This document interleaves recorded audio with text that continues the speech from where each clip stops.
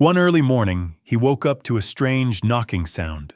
On the porch was a strange dog, and what it brought left him stunned, a forgotten gold mine, along with historical traces that had never been recorded. But stranger still was that the dog seemed to know everything. Ethan Cole lived on the northern edge of the Nevada forest, where endless mountain ranges stretch into the horizon, and harsh weather spares no weakness. He lived alone in an old wooden cabin he had built with his hands, after leaving behind his geology career over 10 years ago. With graying hair, weathered eyes, and calloused hands, Ethan was no longer the prospector of his youth. He had become a reclusive nature photographer, quietly capturing the pristine moments of the wilderness as a way to atone for the years he had once mercilessly dug into the earth. That day, after a 3-day and 3-night snowstorm, Ethan took his camera to survey the western terrain, an area his grandfather had once mentioned in old journal pages. As he crossed a trail blocked by fallen branches, he suddenly stopped among the soaked roots and decaying leaves. There was a tiny shape, a puppy drenched, trembling, skin and bone with deep-colored eyes glowing with something strange. Not fear or defiance, but understanding.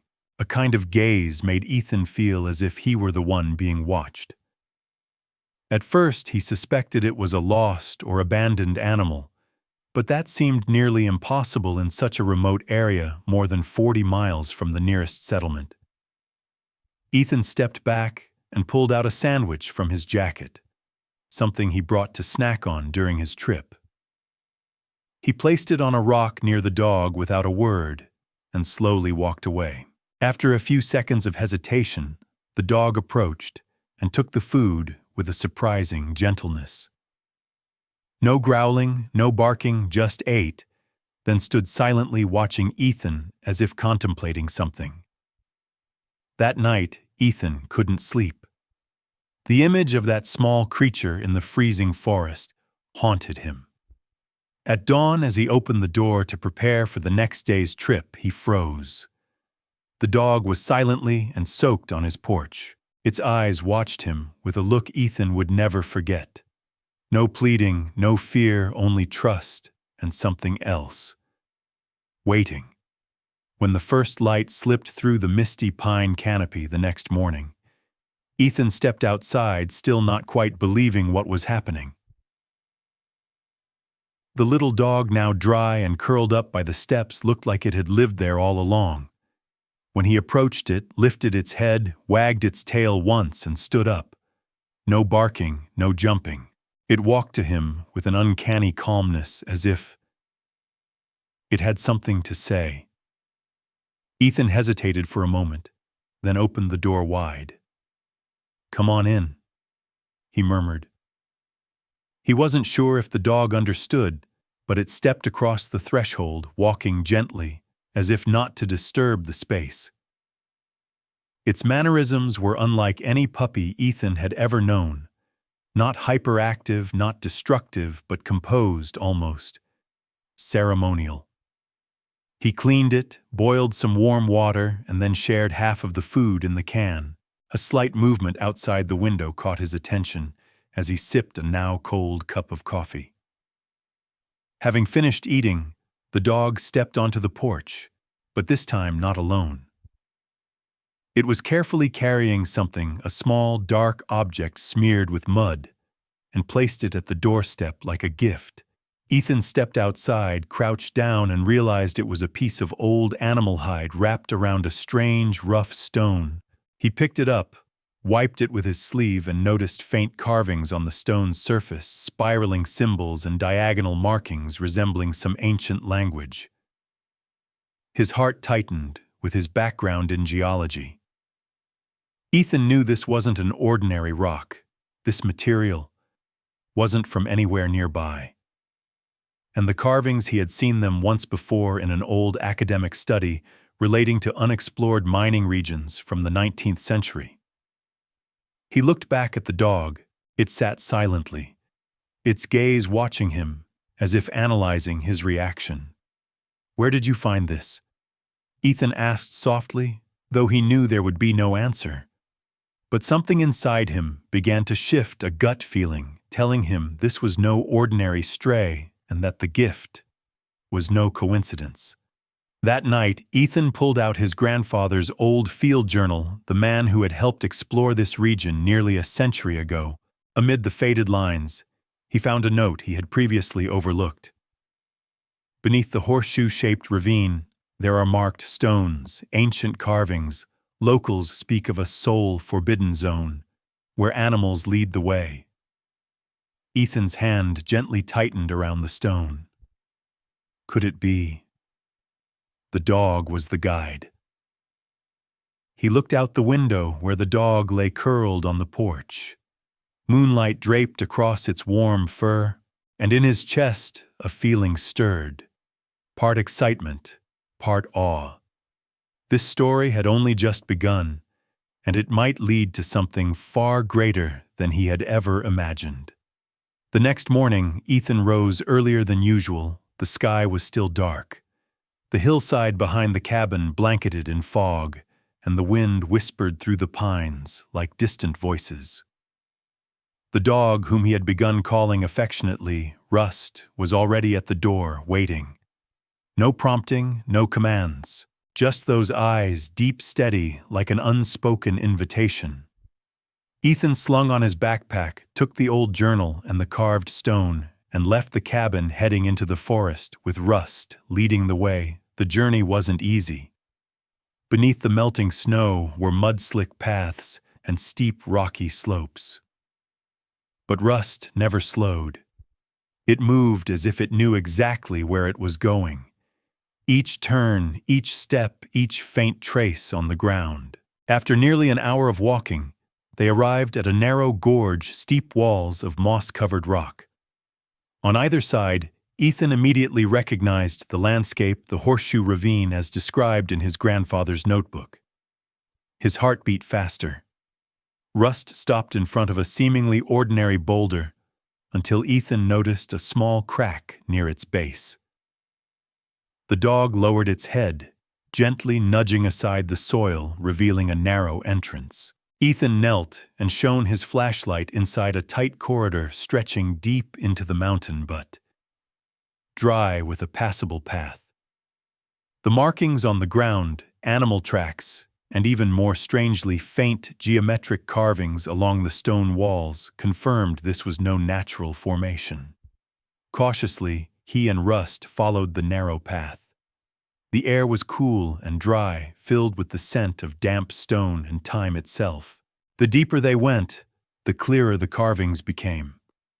Circles, spirals, and most strikingly, a 5-fingered handprint carved downward just above a small recess in the stone. Ethan stopped. Inside the recess was a small wooden chest, aged and brittle, but the lid remained intact. He carefully opened it. Inside were glittering fragments of owe mixed with a weathered leather pouch containing bright golden stones. He froze. This was the raw gold once mentioned in the journal of Dr. Thomas Blackwood, a geologist who had vanished in this region nearly a century ago. Rust sat beside him, showing no excitement or surprise, as if it had expected this, as if this were simply another step in a much larger journey. Ethan looked at the dog, then back at the symbols carved into the stone where past, present, and the unknown seemed to converge. This wasn't just a mineral discovery.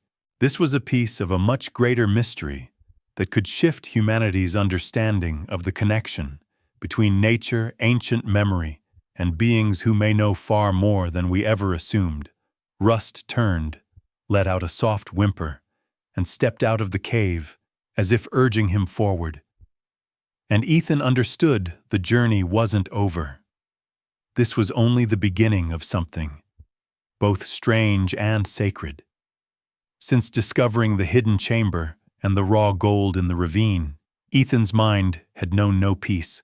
In the following nights, he couldn't sleep deeply, not from greed or fear, but from the overwhelming sense that what he had touched wasn't merely treasure. It was a fragment of a forgotten history, And Rust wasn't just a chance companion, he was more like a gatekeeper to something far older than humanity dares admit. Rust continued to reveal abilities beyond belief. He seemed to understand every word Ethan spoke, every gesture, every emotion. Whenever Ethan wrote in his notebook, Rust would sit silently, watching intently, as if reading every line. Once Ethan deliberately dropped Dr. Blackwood's old map deep in the forest just to see what would happen. Not only did Rust find it, he returned it and placed it precisely on the desk, next to the compass. At times, Rust's behavior made Ethan question, how could a young dog rescued from the cold remember geological maps, recognize coordinates, and lead precisely to a hidden site like that? It wasn't instinct, it was intelligence. One afternoon, as the sun dipped behind distant pine trees, Ethan decided to run a test. He drew a simple maze pattern in the dirt outside the cabin. At the end of the path, he placed an old pocket watch just to see how Rust would react. Rust glanced at it briefly. Then, as if he had already understood the game's rules, he followed the correct path perfectly, not deviating a single step, even though he had never seen the layout before. After touching the pocket watch with his nose, he turned back to Ethan and tilted his head slightly, as if to ask, "What's the next challenge?" Ethan was speechless. There was no doubt now. Rust wasn't just learning, he was reasoning, he was responding. And more importantly, he was initiating communication. Another time, as Ethan reviewed an old mineral map, Rust gently scratched at the eastern part of the valley. When Ethan carefully shone his light over that section, he discovered a faint mark, a secondary trail the naked eye would have easily missed. It was as if the dog were saying, "There's more, keep going." Rust's strange progress didn't stop at navigation or memory. Ethan realized something even more miraculous. Whenever he felt anxious or overwhelmed, Rust would come and sit beside him, sometimes pressing his nose into the palm of Ethan's hand. In those moments, a strange peace would wash over him, as if an invisible current was flowing from this small creature straight into his heart. More than that, there were times when Ethan saw fleeting images flash through his mind. A forest, a cave, an underground spring, places he had never been yet. They felt oddly familiar. Was it fantasy, or was Rust sharing some memory fragment in a way no human had ever experienced? Ethan began documenting everything, but this time it was no longer scientific notation. He wrote with awe, with a sense of wonder that surpassed logic. Rust is not just a dog, he is a gateway to a primordial intelligence that is bound to earth waterstone and the memory of this world. And somehow the journey ahead, filled with even deeper mysteries, had only just begun. The sky above the Nevada highlands was cast in a dull bronze hue as Ethan stood on the cabin's porch, eyes following Rust lying still on a moss-covered rock. The dog's breathing was steady, his gaze distant like he was dreaming, but Ethan knew he wasn't asleep. Rust was sensing. In recent days, Ethan recognized that Rust was more than intelligent. He was engaged in a form of communication that words could not define. At first, it came as fleeting impressions. One time, Ethan vaguely envisioned a dry stream behind a hill, a place he had never explored. Curious, he set out the next day in that direction. And sure enough, there was a hidden trail tucked between two birch trees, leading to a spring-fed ravine. When he turned around, Rust stood behind him, his eyes deep and calm, as if saying, "I brought you here." Another time, in the quiet of a winter night, as the cold wind howled outside the window, Ethan dreamt of a massive rock slide. In the dream, he was trapped in a mountain crevice, unable to escape. He woke in a cold sweat and found Rust sitting beside him, watching without blinking, as if he too had seen the dream. And eerily enough, when checking his usual trail up the mountain the next morning, Ethan discovered that the exact area had suffered a minor landslide. The path was now completely buried under rubble. It was no longer a coincidence. Ethan began to believe something greater was at play. Whenever Rust's nose touched his hand, even for a fleeting second, images would surge in Ethan's mind, forests, flowing water caves, footprints, like bioelectrical signals transmitting between two living beings. But what shook Ethan the most was when Rust placed a paw on the old geological survey map. Not once, but repeatedly, right on an unmarked spot in the valley's southern area. Curious Ethan discovered layers of exposed rock containing rare metals, possibly an untapped mineral vein. "This can't be instinct," he whispered. "Rust is showing me the way." Gradually, Ethan abandoned the idea of training Rust like a normal dog. Instead, he observed him, as if learning a new language without letters or sounds, only images, intuition, and resonance, like synchronized heartbeats needing no explanation. One dusk, as the sunset bathed the distant mountains in crimson, Ethan sat on the wooden porch, one hand holding a cup of hot tea, the other resting on Rust's head. Suddenly an image surged in his mind. A circle, dozens of creatures standing around a space.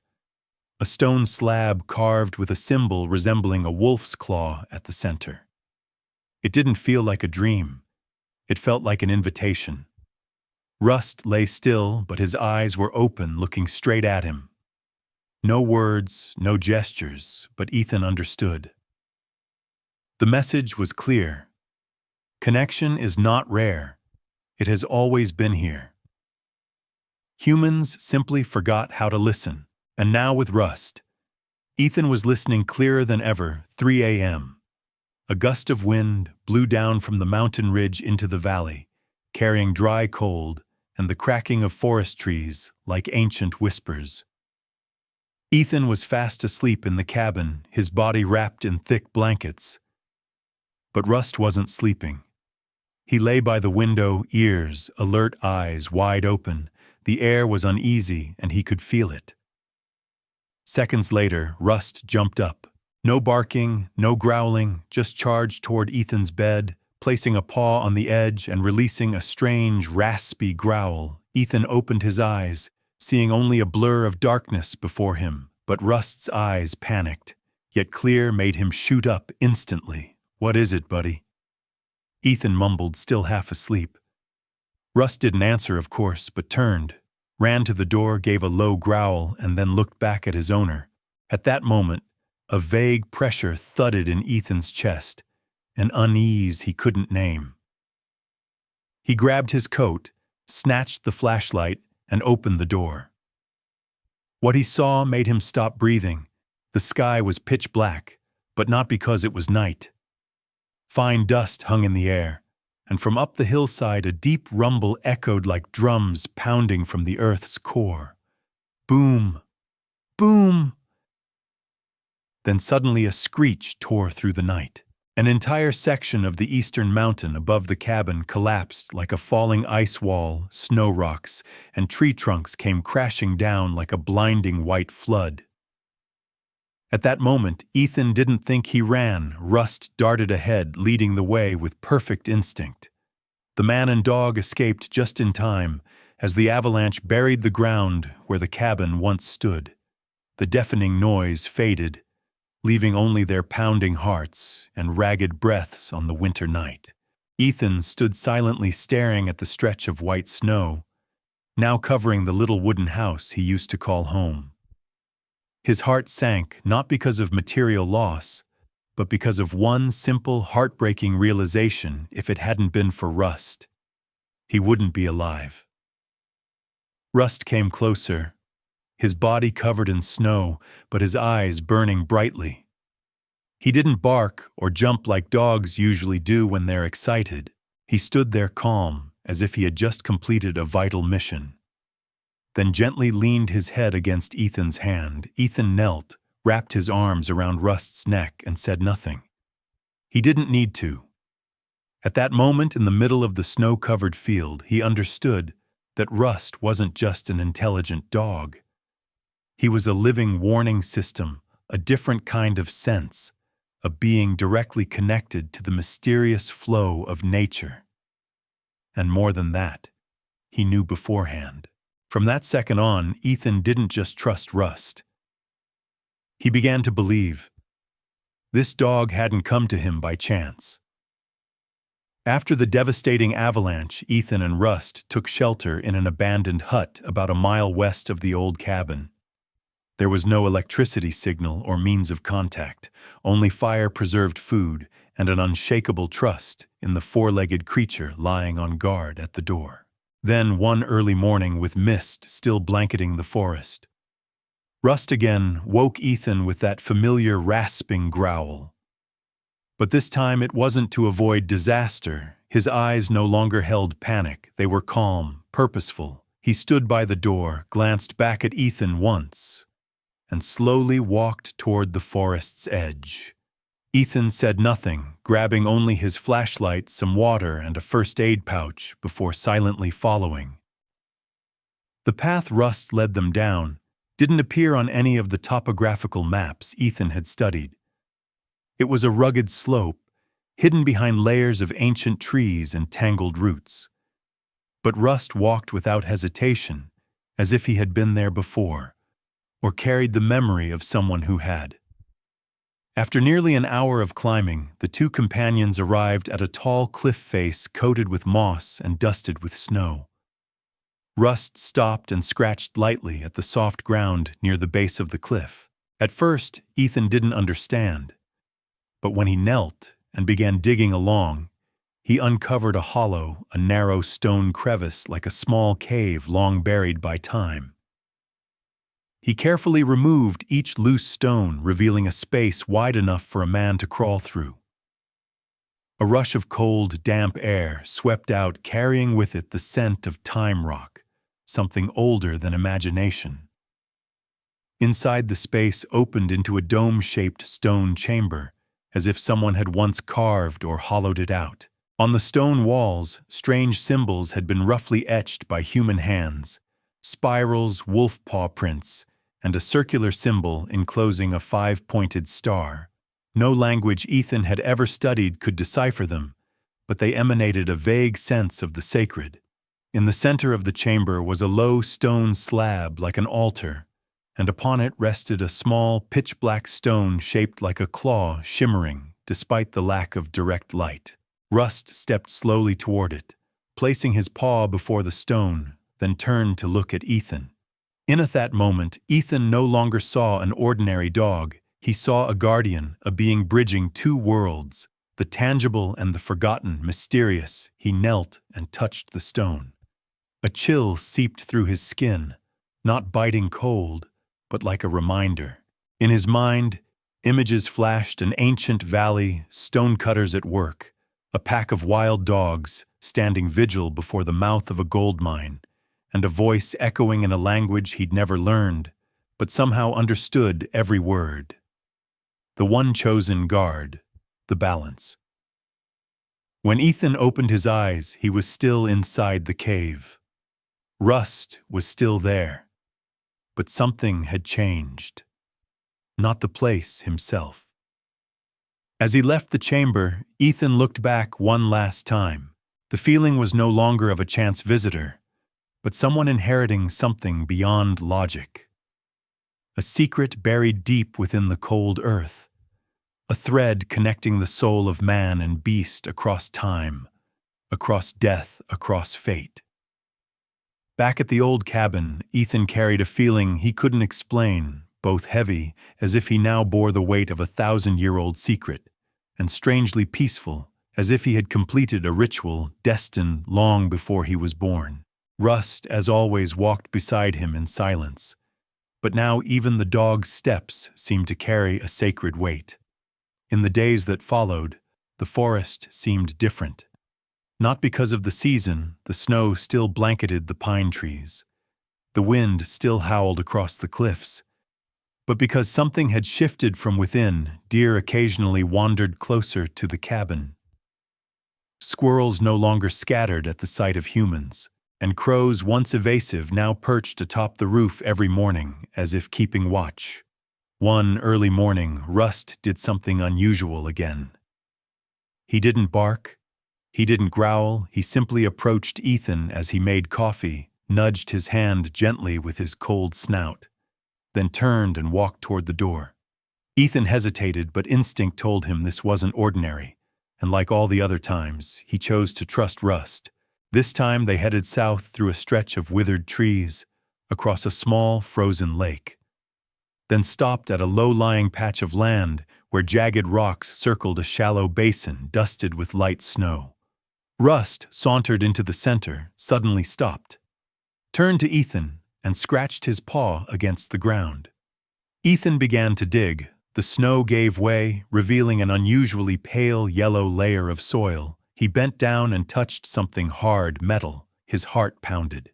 He dug deeper, then pulled up a decayed piece of wood with an iron latch attached. It was a chest. An old wooden chest. Ethan carefully pried it open. Inside were fragments of a rotting map, several metallic bars with a distinct shimmer, and a leather pouch filled with golden stones, real gold, small, rough ingots, unrefined. Next to it was another pouch containing cloth talismans and a sheet of paper, its ink blurred. Only those guided by the spirit of this land are worthy to find the light within it. He stood frozen, not because of the treasure's value, but because the person who had left it hadn't tried to hide it forever. They had left instructions meant for someone chosen to find it. And Rust was the keeper of that guidance. Ethan looked at Rust, silently asking, "Why me?" But Rust didn't answer. He just stood there, his gaze calm as the sea, deep, unwavering, and beyond the visible world. Ethan didn't report the discovery to the authorities. He didn't call the press.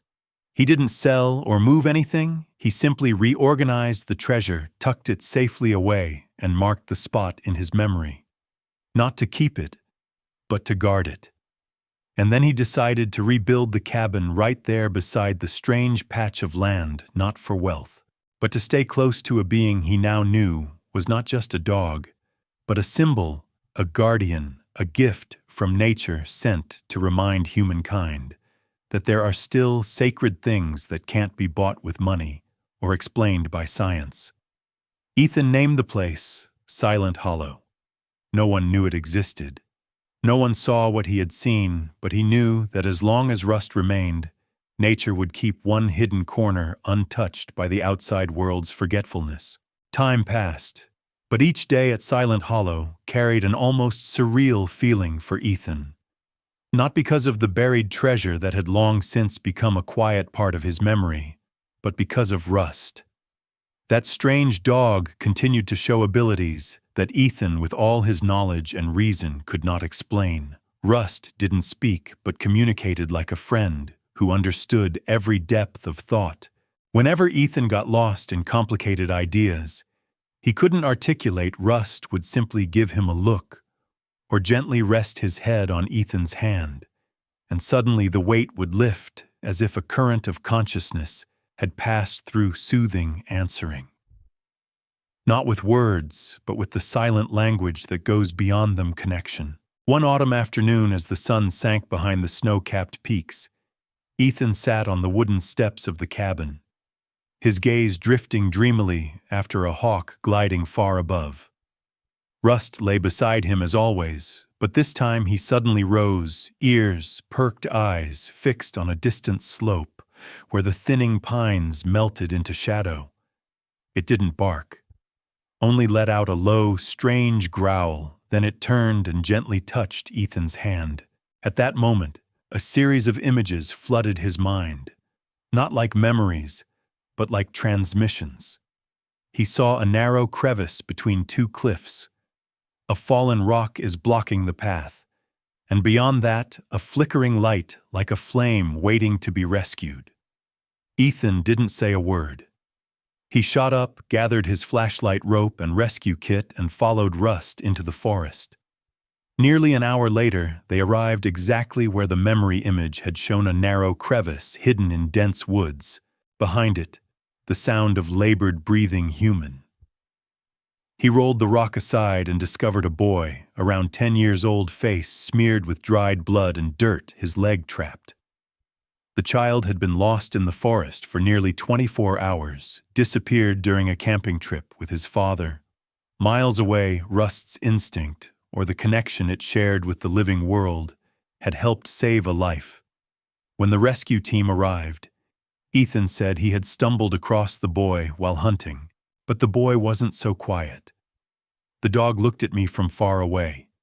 The child whispered I couldn't see him, but I kept hearing a little voice telling me to stay calm, that someone would come. After the incident, Ethan returned to his cabin in a long silence. He placed a hand on Rust's head and spoke almost in a whisper.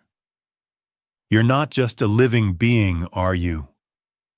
Rust didn't reply, just pressed its body against Ethan's, as if affirming. A warmth spread through Ethan, not just the embrace of an animal, but the embrace of a memory spanning centuries, sent to awaken something ancient within him. From then on, Ethan began recording every connection he sensed from Rust. The times dog sat silently for hours before a stone carved with spiral symbols like an ancient script.